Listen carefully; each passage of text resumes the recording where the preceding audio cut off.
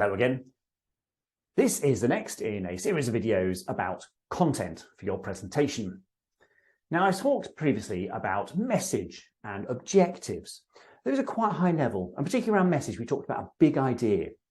Now, I want to talk about small details.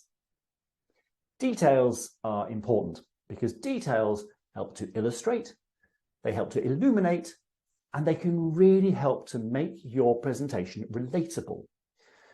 Now, small details might be something that comes into a story. If you're telling a story, it's often the small details that will really bring it to life.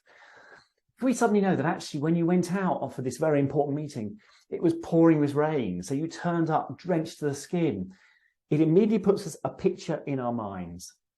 If you tell us that the meeting room was over hot, was overstuffed, was just too crowded, we immediately have a picture in our mind and we know how you felt. So those sort of small details in storytelling can be really good.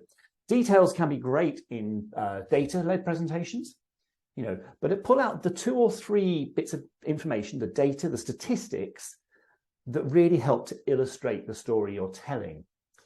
It's really tempting, I think, to put up huge amounts of data on a screen and then just try to let other people extrapolate out of it. But if you can just pick out the small details within, say, a spreadsheet, these are the bits of information that you need to really understand. So other bits of small detail could be how you felt. Tell us what you've found around the 5 senses. What did it look like, sound like, smell like, touch like, and feel like? Tell us how something felt or how it made you feel. I think can be a really lovely detail to add into any presentation. When I discovered this, I felt like that. It made me feel excited, elated, scared, terrified, whatever it was. So find the small details that bring your presentation to life. A lot of people, particularly when they're nervous, will just tend to talk at the top level. They'll talk either in generalizations or very, very high level, big things. But it's often the small details that will bring it to life. And in particular, I think it's often if you can talk about a person to exemplify a huge number of people. So for example, in the healthcare sector, I often encourage people to talk about a patient, even if that patient is anonymized or is actually fictitious as an example of the experience of a huge number of patients. So use the individual to exemplify the whole. That sort of small detail will really help to make the picture easier to understand.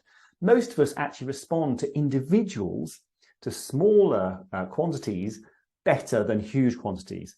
So I would always look for the small details that will help you to tell the story better, make it easier to understand. I hope that's useful. Do stick with us. If you haven't yet watched the previous videos, by all means do go back and see those. If you came to these videos via my email newsletter while you're here, please do subscribe to my YouTube channel so that you can be notified when I release new video content. If you found this via YouTube, in the description below you will find a link to my email newsletter where you'll get a fortnightly top presentation tip from me and a roundup of the best content from around the web. See you next time.